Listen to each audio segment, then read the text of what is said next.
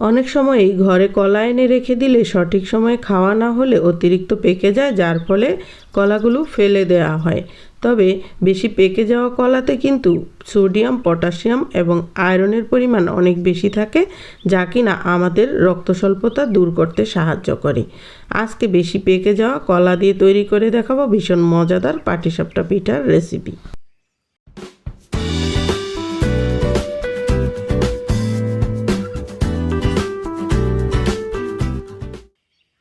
আসসালামু আলাইকুম এভরিওয়ান, সবাইকে আবারও স্বাগতম জানাচ্ছি নতুন আরও একটি রেসিপি ভিডিও দেখার জন্য।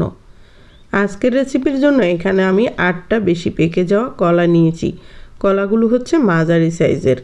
ইতালিতে যেহেতু হালকা হালকা ঠান্ডা পড়তে শুরু করেছে আর বাচ্চাদের স্কুলও খুলে গিয়েছে সামারের বন্ধের পর, তো বাচ্চারা বেশিরভাগ সময়টা স্কুলে থাকে আর ঠান্ডার জন্য তেমন একটা কলা এনে রেখে দিলে খাওয়া হয় না, তো এরকম বেশি পেকে যায়।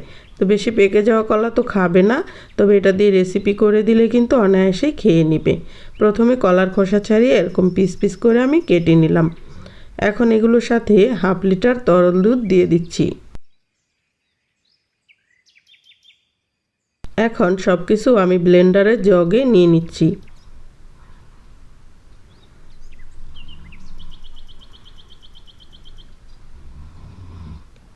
এখন আমি এটাকে খুব ভালোভাবে ব্লেন্ড করে নিব। স্মুথ একটা ব্যাটার তৈরি করে নিয়েছি। এই যে কলাটাকে ভালোভাবে পেস্ট করে নিয়েছি। এ পর্যায়ে একটা প্যান নিয়ে নিলাম।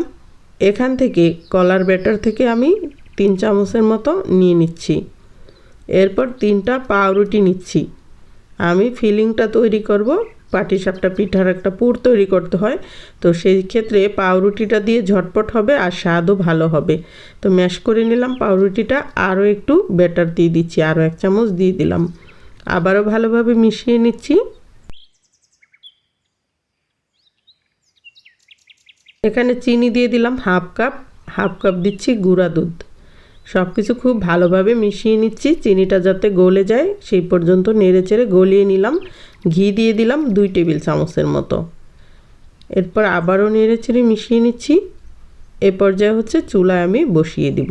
চুলার আঁচটা কমিয়ে অনবরত নেড়ে চেড়ে 5 থেকে 6 মিনিট জাল করে শুকনা শুকনা করে নিব। ঘি দেওয়াতে কিন্তু কড়াইতে লাগেনি, টেস্টটাও ভালো আসবে।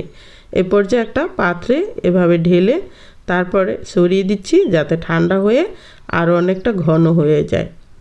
এখন হচ্ছে কলার যে ব্লেন্ডার করা অবশিষ্ট ব্যাটারটা আছে, এটার মধ্যে আরও কিছু উপকরণ দিয়ে দিচ্ছি। 2টা ডিম দিয়ে দিলাম। এরপর 1.25 কাপ পরিমাণ চিনি দিয়েছি আর 1/2 টেবিল চামচ লবণ দিলাম। সব কিছু খুব ভালোভাবে মিক্স করে নিচ্ছি। কলাটা ব্লেন্ডার করাতে যেহেতু কালো হয়ে গিয়েছে, ডিমটা দেওয়াতে পিঠার কালার সুন্দর আসবে, টেস্টও ভালো হবে আর অনেকক্ষণ ধরে কিন্তু নরমও থাকবে ডিম দেওয়ার কারণে।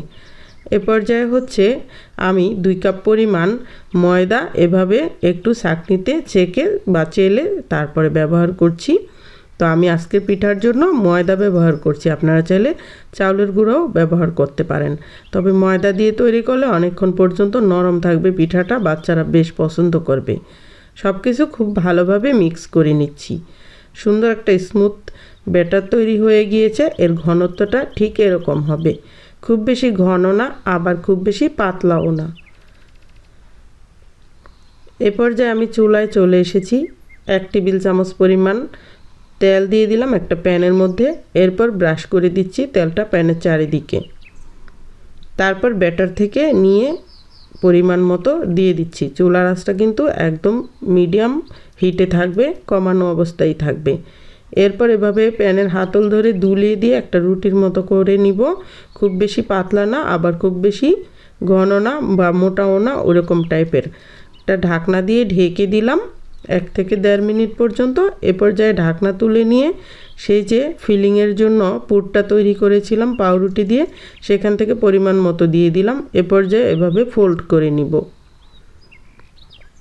দেখুন কত সুন্দর পিঠা হয়েছে, দেখে কিন্তু বুঝতে পারছেন কি পরিমাণ সফট হয়েছে আর কত সুন্দর একটা অরিজিনাল যে অথেন্টিক পাটিসাপটা পিঠার একটা ডিজাইন থাকে ছিদ্র ছিদ্র, সেরকম একটা সুন্দর ডিজাইন চলে এসেছে। ব্যাটারটা যদি ঠিকঠাক মতো তৈরি করতে পারেন তাহলে কিন্তু এমন সুন্দর একটা পিঠা তৈরি হবে। যেভাবে খুশি সেভাবে কিন্তু উল্টে পাল্টে নেওয়া যাচ্ছে, আর কতটা নরম হয়েছে দেখেই বুঝতে পারছেন। তো এইভাবে করে আমি সবগুলো পিঠা তৈরি করে নিলাম। তৈরি হয়ে গেল কলা দিয়ে ভীষণ মজাদার পাটিসাপটা পিঠা। এটা যদি তৈরি না করে খান তাহলে বুঝতে পারবেন না এর মজা কতটুকু। বাচ্চারা তো ভীষণ পছন্দ করেছে, আর অনেকক্ষণ পর্যন্ত কিন্তু নরম ছিল। দেখুন কত লোভনীয় পিঠা তৈরি হয়ে গেল। তো আশা করছি আজকের রেসিপিটি আপনাদের কাছে ভালো লেগেছে। আপনাদের ভালো লাগাই আমার ভিডিওর সার্থকতা। আজকের মতো বিদায় নিচ্ছি। আল্লাহ হাফেজ।